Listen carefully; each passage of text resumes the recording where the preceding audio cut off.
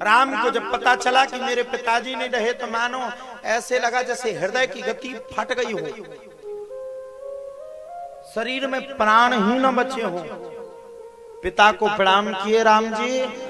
रात्रि का समय हो गया, सब जाकर के शयन निद्रा में पहुंच गए और प्रातः कालीन हुआ। सबने उठ करके मंदाकिनी के किनारे पर सबने स्नान ध्यान करे और स्नान ध्यान करके सब खड़े हैं। अब भरत जी वशिष्ठ जी से बार बार एक ही बात कह रहे हैं, गुरुदेव भैया से चर्चा करो, भैया को लेकर के हम सबको अयोध्या लेकर के जाना है। मैं तो कहता हूं भैया को जो वन हुआ है उस वन के 14 वर्ष को मैं भोग लेता हूं, 14 वर्ष के वनवास को मैं भोग लेता हूं। और हमारे भैया जाकर के कहां पहुंचे? बोले हमारे भैया जाकर के अयोध्या में राज्य करें, मैं वन को भोग लूंगा। जेहि विधि प्रभु प्रसन्न मन हो, करुणा सागर कीजिए सो। अब फिर जिस प्रकार से भगवान प्रसन्न हो जाए वो काम करिए। इतने में भरत जी के गुप्तचर ने आकर के भरत जी को सूचना दी। क्या क्या क्या सूचना दी? भरत जी के गुप्तचर ने सूचना दी कि हे भरत जी, आपके ससुर साहब भगवान राम के ससुर साहब श्री जनक जी का भी आगमन कुछ ही समय के बाद पर्णकुटी के सामने होने वाला है। जनक जी भी आगे पीछे से पता चला करके जनक जी भी वो पीछे की ओर आ गए। रामचरितमानस कहता है, नहीं तको सलनाथ के साथ कुशल गई नाथ, मिथिला अवध विशेष ते जुग सब भयहूं अनाथ। सोचिए, जनक जी की पुत्री सीता, जिस सीता को जनक जी ने पाल पोस करके बड़ा किया, जिस सीता को इस संसार के संपूर्ण सुख को पूर्ण करवाया जनक जी ने, उनकी पुत्री जंगल में भगवान राम के साथ क्या कर रही है? भगवान राम के साथ कांटों में संघर्ष करके 14 वर्ष भोगने के लिए तैयार है। स्त्री हो तो माता सीता की तरह है। आज की घर भाई फोन को रिचार्ज ना हो एक दिन तो लठ मारने लगती आदमी ने, डाटा डाल दियो। आज की घर भाई ऑनलाइन माई आई।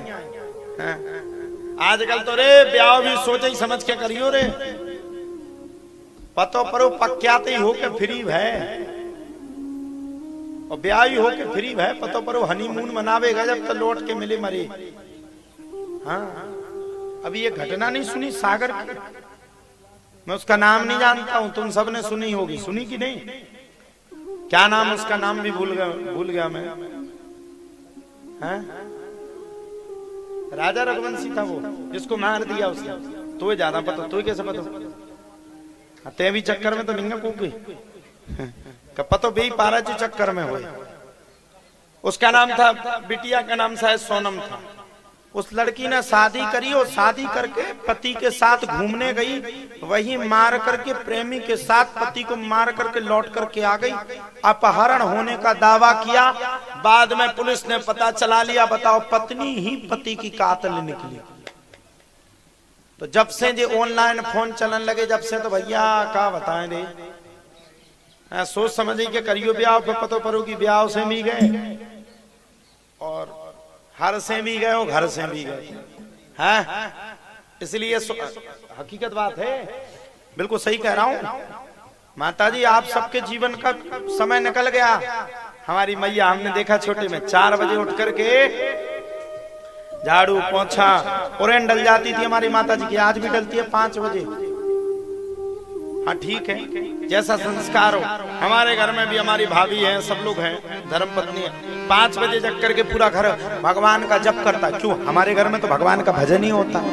लेकिन आजकल की घरवाई 4 बजे पहले की मताई और आज की घरवाई 4 बजे सोती ही हैं।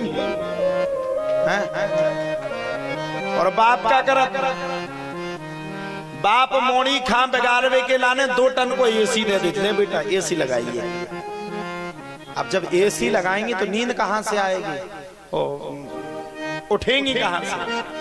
उस समय में और इस समय में बड़ा अंतर है। हो है रामचरित अगर हमने सुना होता तो क्या होता? जेहि विधि प्रभु प्रसन्न मन होई।